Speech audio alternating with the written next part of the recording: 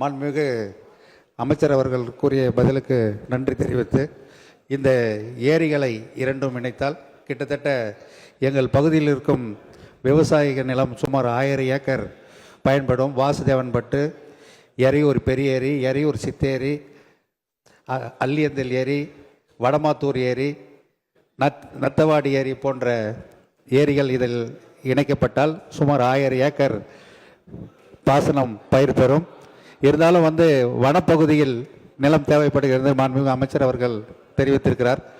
எங்கள் மாவட்டத்தில் மாண்புமிகு எங்கள் பொதுப்பணித்துறை அமைச்சர் அவர்கள் கோரிக்கை வைத்து அந்த வனநிலையும் கொடுப்பதற்கு நாங்கள் முயற்சி எடுக்கிறோம்.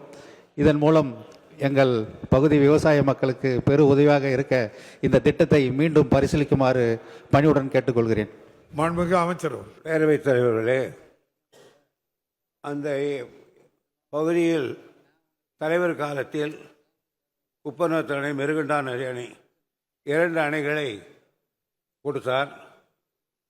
அதே நேரத்தில் இவைகள் மாண்பு உறுப்பினர் சொன்னபடி இந்த ஏரியில் கால்வாய் வெட்டப்படுமானால் பல ஏக்கர்கள் பயன்படும்.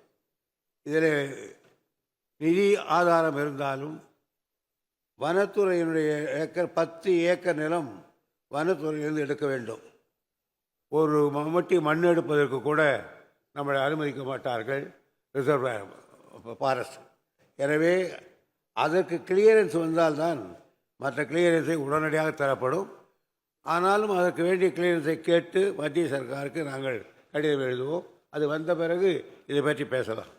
பிளே ஸ்டோர் மற்றும் ஆப் ஸ்டோரில் இருந்து பாலிமர் செயலியை QR கோடு மூலம் பதிவிறக்கம் செய்யுங்கள்.